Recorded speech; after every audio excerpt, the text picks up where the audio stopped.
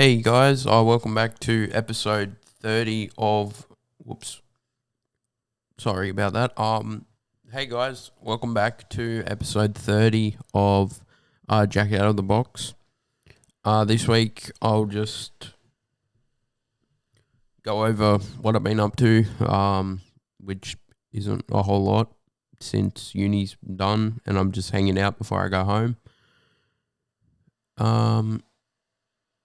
Yeah, and then finishing up with the last 5 tracks of 2014 Forest Hills Drive, which I'm probably looking forward to more than the first half because, a few of these ones are definitely more my favourite than the first ones. So anyway, after on Friday last week, I just hung out, played some games, and then that was when I ended up writing episode 29 or recording episode 29. Because Fridays now when I'm home by myself instead of Thursday afternoon. So I prefer recording while I'm home by myself rather than with someone here. So then Saturday, one of my mates was running an RA event at North Gong Beach. So went over there, hung out for a bit. I had to go to the chemist and some other stuff beforehand and then met him there. So that was fun. Then came home, had some lunch, and then just hung out, played games and stuff for the rest of the afternoon, which is a bit of a common theme throughout the last episodes now. Then Sunday went out to have some brekkie, then came home, packed a couple boxes of my stuff up because I'm going home for summer, so I'm not paying rent this year. And then just hung out with some games for a while. Then Monday was the same thing. I just played games most of the day. Then Isaac came over for dinner, so that was good. We hung out, had dinner, played some poker. That was good. Tuesday, I got tickets to the Grand Prix in Melbourne next year, which is going to be exciting. I've got to get 3 more in a different stand for my other mates who are coming this Tuesday so we can all be there for the race rather than just me and whoever comes with my companion card ticket. Then I had a doctor's appointment after we had like an RA thank you lunch thing for being an RA this year. So I went there for about an hour and a half and then had a doctor's appointment. So went and did that. Then just came home and chilled playing games. Then Wednesday, I wrote the music part for this episode and what I'd done through those first few days of the week. And then just hung out playing games again. Then yesterday, Thursday, I just chilled at home, played some games, went for a walk and got a hot chocolate in the middle of the day and just relaxed. Then today, same thing. I just hung out at home, went and got my mail, had a wander around uni for a bit because it looked like it was going to rain, but it didn't. So I was like, oh, well. Then I came back, played some games, and now I'm here recording this. So that's pretty much it. Oh, actually, on Thursday I also got my uni results. I did really good, quite a bit. Better than I expected. I got 2 high distinctions and 1 distinction, which is really, really good. For the 2 high distinctions, I thought I'd do well, but not really that well. And then the other one, the web development class, I thought I was getting a pass in that just because I had missed quite a bit of the important stuff in the exam. But I guess, doing what I could do was enough to get good results that didn't drop my mark down too far to up the pass rank, which is I'm really happy about. Anyway, yeah, that's sort of it for what I've been up to. I would like to say it's been a bit boring since uni finished. But I'm happy I can just hang out and not have to go and do stuff. Yeah, and it makes it. I'm glad I don't have to just go home straight away. So yeah, that's good. So then, yeah, we'll get started with the last 5 tracks of J. Cole's 2014 Forest Hills Drive. So the first one, track number 8, GOMD. Cole's starting to lose himself in Hollywood, becoming arrogant and making typical commercial popular music, basically. His first doubts about his new lifestyle then come in the second verse when he realizes that maybe he should focus on true happiness and genuine love rather than the fake stuff you get in, well, Hollywood anyway. This begins the transition to what Cole is now. Yeah, so this is just the rest of this album, or the second half of this song kind of begins with him trying to go back to his roots and find himself throughout the rest of the song. Hollywood Cole, go. Hollywood Cole, go. My guy done went Hollywood. In Saint Tropez, Cole was on his way to Hollywood. Now he's there writing music in Hollywood. You want to know just where I'm at? Well, let me tell you about it. I put my city on the map, but let me tell you about it. Now that Cole's gone to Hollywood, his attitude's become more arrogant. But not everyone likes this change. Many of the people from his hometown aren't all that welcoming to him anymore. Hollywood's kind of gone to his head. However, Cole was kind of the one who put Fayetteville, his city, on the map. So he feels he's earned the right to come and go as he wants. Young guy never had love, foot massage, back rub shit, blowing bubbles in the bathtub shit. That is until I met you. Together we done watch years go by, seen a river of your tears go by, got me think about some kids, still I tell them hoes come through. Cole never experienced any intimate moments when he was young, but it changed when he met a special girl. He does consider settling down with her, but the thug still exists in him, so he decides he's just going to keep messing around with hoes instead. Then the last bit I wrote about this one. Here's a scenario. Young Cole pockets his fat like Lil Terrio. Lil Terrio's this chubby kid who became famous on Vine, which was like a TikTok before TikTok for all the people who don't know what it is. Yeah, Cole's comparing the amount of money he has to Terrio's weight. Then track number 9, my favorite track on this album. God, I wrote a lot. No Role Models. J. Cole believes that shallow, materialistic LA hoes got that way because their only role models were talentless reality TV shows. But Cole also grew up with no role models. So what does that make him? Maybe a hypocrite, but he's become conflicted and indulges in empty lust, even though he knows deep down that's not what makes you happy.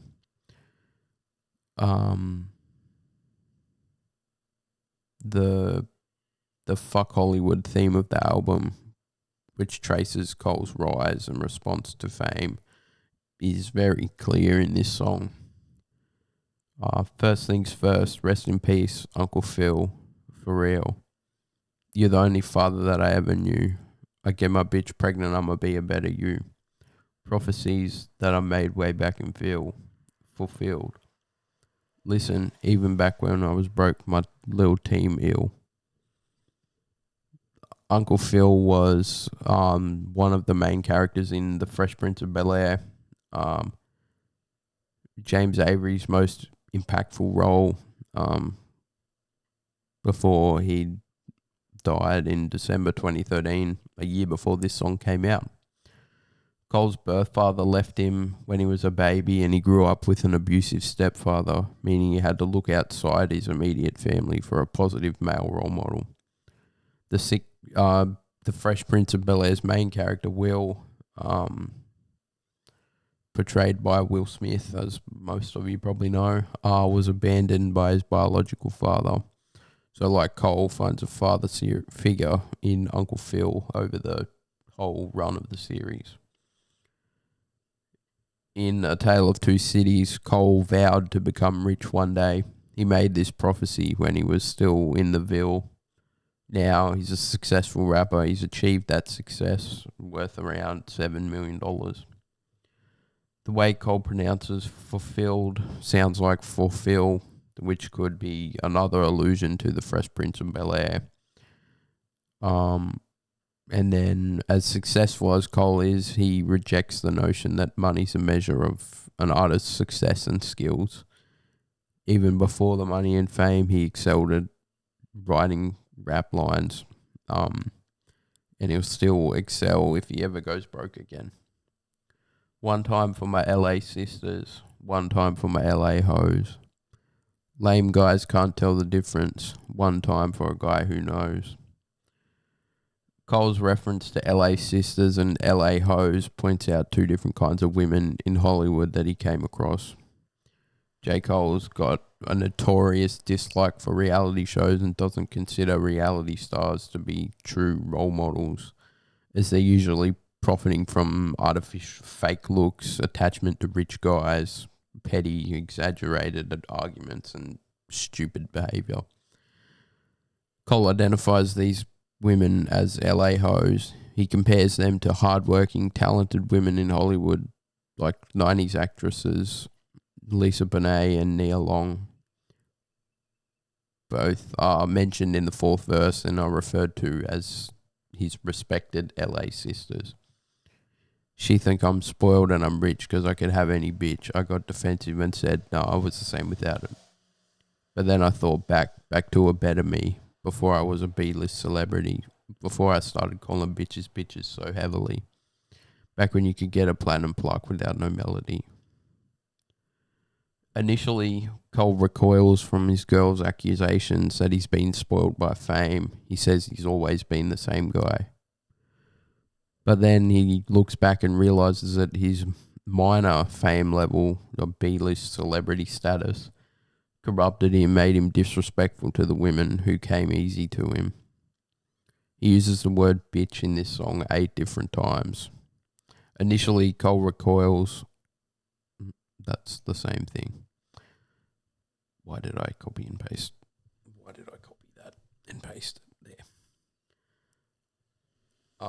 Then the second verse, I think. Yeah.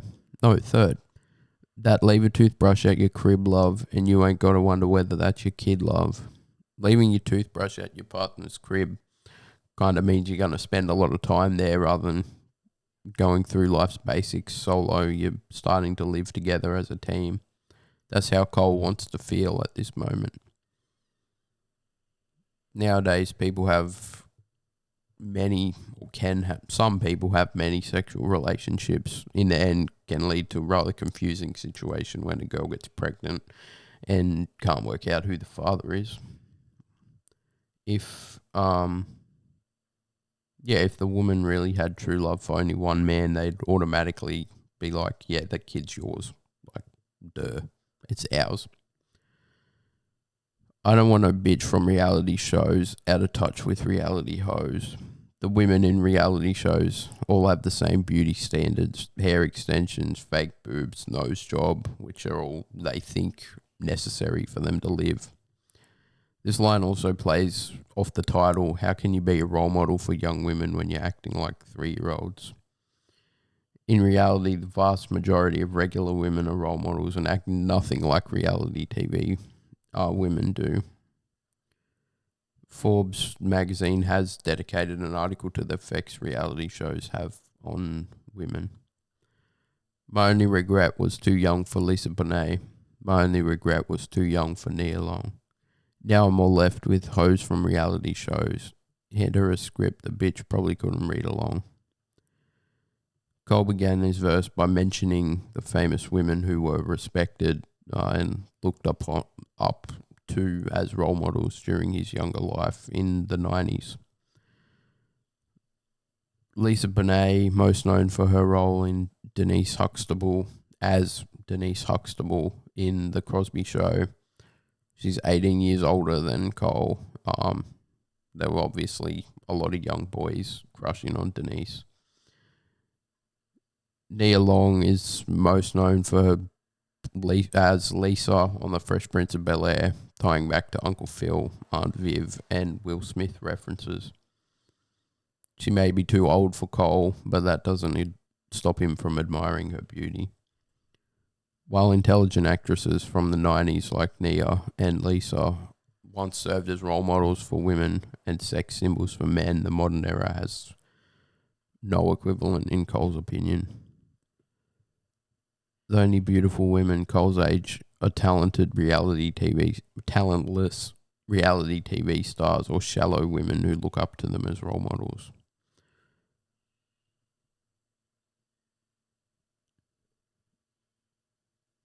Cole jokes about the hoes being illiterate. Could be another shot at reality TV because it's not really reality. It's pretty well scripted. Okay, then track 10, Hello. 3 years before this song was released. That doesn't matter. That's not what I wanted to say. Yeah, in this song, Cole's talking to a girl from his past. He's thought about her and the memories they had together. He realizes how much things have changed because she has 2 kids. He then begins to wonder what exactly he's doing to this girl, talking to this girl again, which leads directly into these lines. I always thought that we would be together. I always knew that we would be together. But I don't want to wait forever. I don't want to wait forever. Cole was so in love with this girl that he went from thinking that they would be together to actually saying that he knew they would be together, even though this didn't end up being the case. But like he mentioned before, he had no home and no place to put the things he owns. He has nowhere to settle down, but wishes he could so he could be with this girl. He doesn't want to wait forever to settle down and be with her. This could also be karma, as Cole's mentioned before, that he kind of has been known to make girls wait for too long. Now he's the one left waiting. In the chorus, hello, hello, hello, hello, hello, hello. Cole has just called one of his past girls and trying to get her to react to his phone call. Reflection brings regret, don't it? Rejection makes you defensive, so you protect your pride with your reflexes. But life is a game with no reset on the end. It's human nature to look back on the past and at your faults, wishing you could have fixed them. Here, Cole's wishing that his past relationship with this girl had worked out after looking back on it now. But, yeah, Cole's got to learn to live with regret. This is an example of our brain's coping technique, defense mechanisms.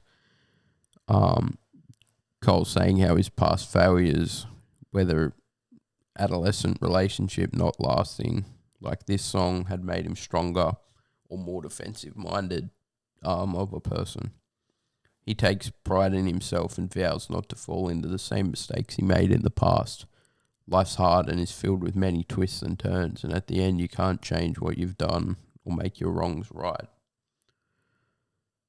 Real life doesn't have a restart button like video games. Then track number 11, apparently closes as we move to the last 3 tracks of 2014 Forest Hills Drive. Cole reflects on the decisions he's made in life and tries to make them right, much like on Hello. Now knowing how much people believe in him and look up to him, he expresses gratitude towards his girlfriend and his mum, apologising to them and recognising that his girl and his mum believe in him. The second verse, though, isn't quite as nostalgic. Cole switches tones and shows off using wordplay. He brags about his rap skills, possibly showing that he hasn't fully grasped everything he needs to know in life. But it's starting to come together before the final track. Cole plays with 2 sides of his own narrative, at first appreciating and recognising people that helped him succeed, and then showing off his skills that got him to where he is today. I keep my head high, I got my wings to carry me. I don't know freedom, I want my dreams to rescue me. I keep my faith strong, ask the Lord to follow me. I've been unfaithful, I don't even know why you call on me. Even though Cole isn't the best servant, he does remain faithful, looking to God for guidance. And in the album's credit track, he also shouts out God first. Though the hook invokes common themes of faithfulness and dream chasing, Cole's actually inverting these ideas. Instead of referencing the biblical theme of following the Lord, he asks to be the one followed. Instead of chasing his own dreams and delighting in his own work ethic, he asks for his dreams to rescue him. He's grappling with himself, recognizing his hard work and acknowledging real forces. God, his mum, his girlfriend are also responsible for his own successes. Think back to Forest Hills, no perfect home, but the only thing like home I've ever known. And until they snatched it from my mama and foreclosed her on the loan. I'm so sorry that I left you there to deal with that alone. I was up in New York City chasing panties, getting dome. Had no clue what you were going through.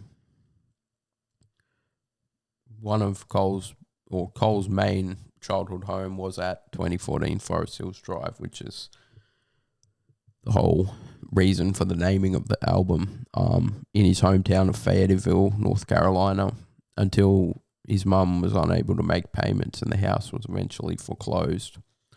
While this was happening, Cole was at St. John's University in New York, too busy partying to notice his mum's struggle, and was unable to help her through the difficult time, which now he looks back and it upsets him that he did that.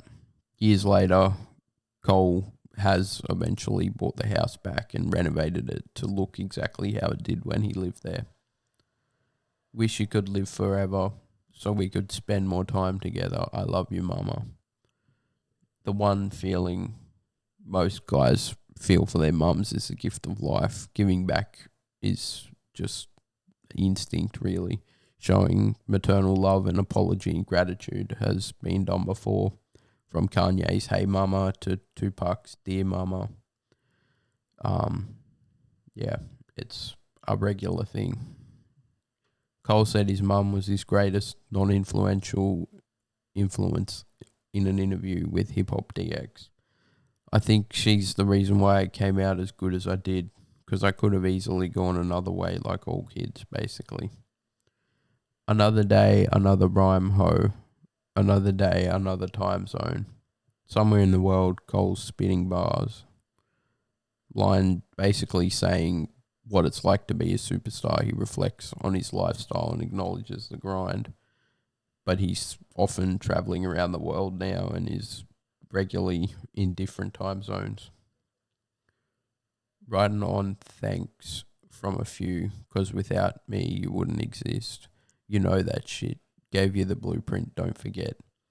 Cole can see his influence on other rappers and expects them to thank him for the inspiration he's provided. If they didn't get their ideas from Cole, they wouldn't know what to do. Cole shaped them.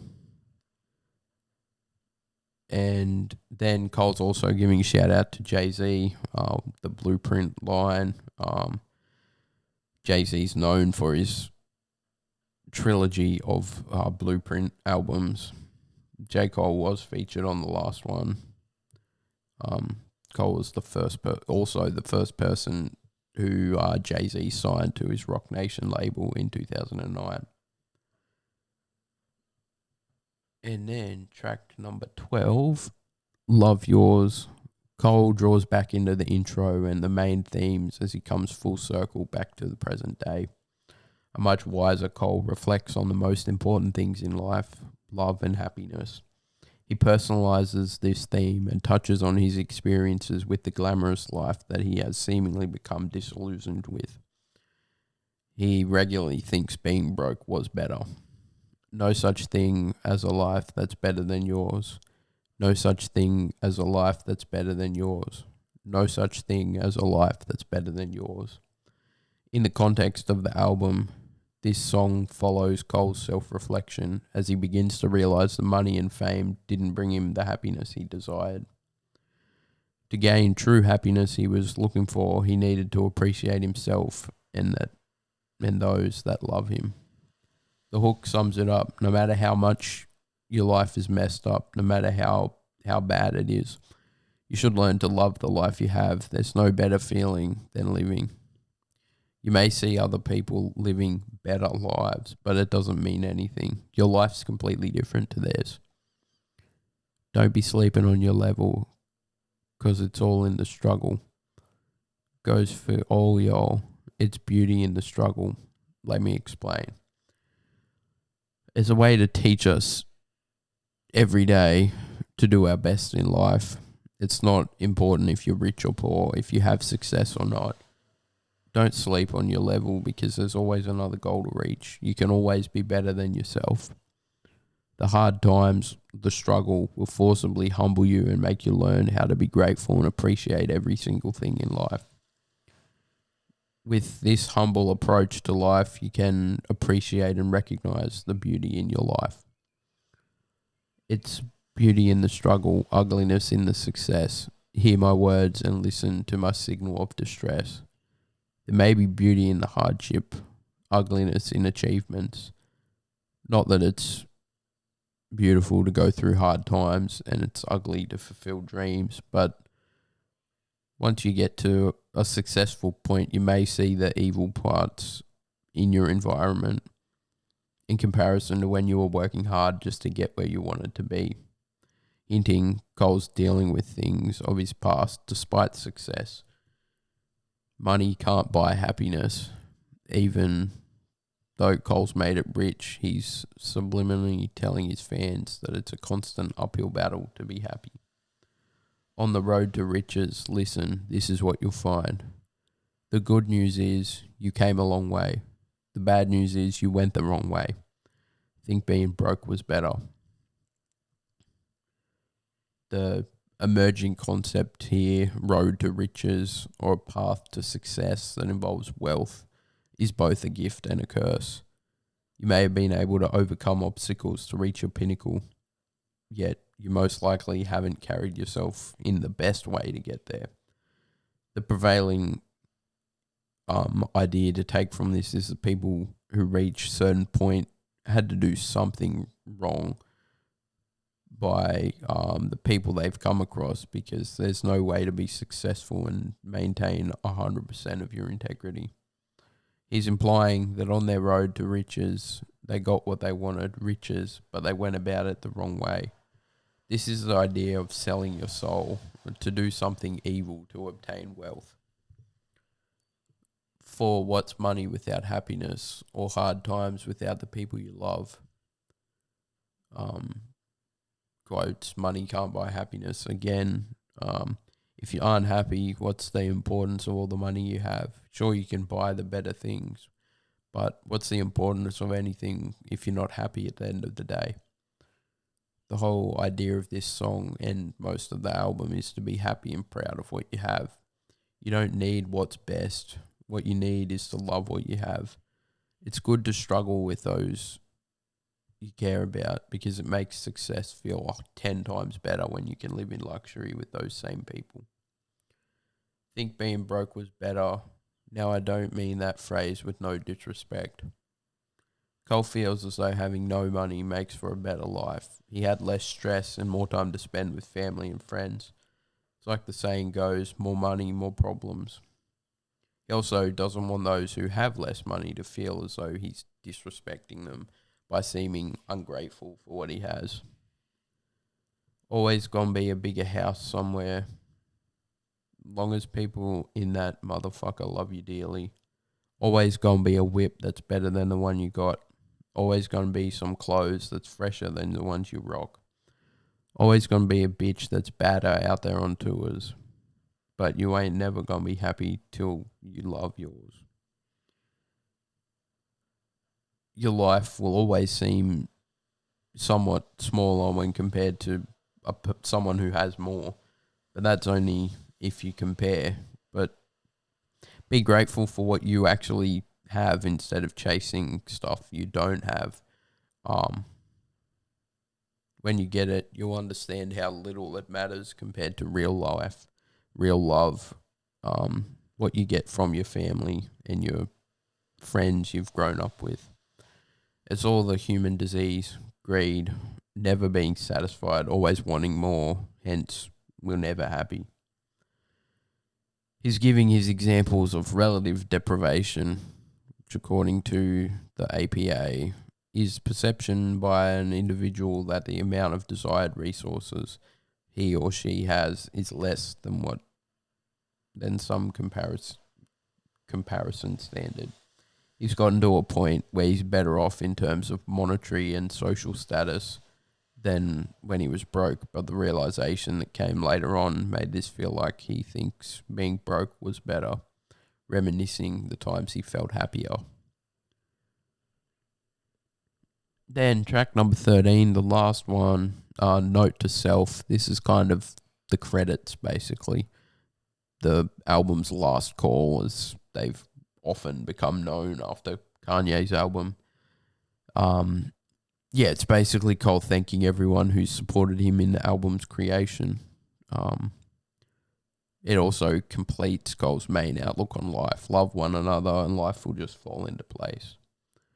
In true Rock Nation fashion, Blueprint, my first song, Last Call, which are all, two of them are Jay-Z, one's Kanye. The rest of the songs used as credits, basically. Cole takes time to thank and show appreciation and love to all the people that took part in any of this album. And major part of the thank yous is inspired from Cuba Gooding Jr.'s Oscar acceptance speech. And wherever we go, and whatever we do, and whatever we see, and whoever we be, it don't matter. It don't matter. I don't mind because you don't matter. I don't mind because I don't matter. And don't shit matter. You'll see in the end. As the character Cole portrayed throughout this album has come to a realization that none of the material things that he has will last. The only real thing that really matters is love. I've got a feeling that there's something more, something that holds us together, something that holds us together. The strangest feeling, but I can't be sure. Something that's old as forever, something that's old as forever. Love, love, love, love. It's love, it's as old as time. The same theme presented here, freedom, happiness, and love, are present in the future. And then following this verse, the chorus comes in again, then it rolls to the crediting speech, Cole thanking everyone, which is kind of the whole point of this whole track. Yeah. Yeah, and then that wraps up J. Cole's 2014 Forest Hills Drive. He's an artist that I haven't listened to all of his songs, but I just felt like the message from this album, that like everything's better when you're happy, regardless of what the lifestyle you have is. As long as you can live life and be happy and do the most you can with what you have, that's all that matters. Like, who cares if you can't buy I don't know, the Louis Vuitton clothes or I don't know, Prada handbag or whatever, the Bentley in the garage. Like, as long as you appreciate and be happy for what you do have, who really cares what you don't have? Yeah, like they all just end up being status symbols. Like, look at me, I want to feel like I have lots of money. It's like all the big brand like Gucci stuff and Versace that's got the massive logo on the front. And you pay $85 for a t-shirt, and it just makes you look tacky because you're like, yeah, look at me, I've paid this money to this brand to look like this, just so I can own this stuff that really doesn't make any difference to your life at all. But honestly, no disrespect to people who do feel they need to buy that stuff. But yeah, it won't change how happy you are because you have a t-shirt with a big brand name on it that makes everyone think you might have money. It's just big companies trying to take advantage of people's brains. That they're like, yeah, I can buy this. It costs $80. It's not really out of my price range, but then it's not really how much I should be spending for a t-shirt, really. But yeah, it's that sort of in between amount of money that makes you go, I shouldn't buy it, but I can afford it, and I do need a new t-shirt, so why don't I get something that's a bit obnoxious? But then, yeah, who really knows about that? So anyway, that's the end of that album. I think I'll probably take a break from music till next year now. As next week's going to be my last episode recorded in Wollongong, and then I won't have my podcast station until I get back. So yeah, I'll just keep you guys updated on what fun stuff I've been up to. I'm looking forward to getting home to see mum and dad and grandma and Ab, my sister, and then all my friends too. I think I've got a Christmas sort of party thing booked in for the 23rd already, which I'm pretty keen for. Anyway, what's that? A couple more episodes till Christmas, I guess. 1, 2, 3, 4. Yeah. Thanks for the support this year. I know it's not really the last episode, but I do appreciate all the people that come back and listen, even if the music isn't what you're really interested in and you just want to hear what I've been up to. Like, it doesn't bother me. I'm just doing something that I enjoy, and I hope you guys can as well. So, yeah, I'll keep at it, and come back next week for episode 31. Thank you. Bye.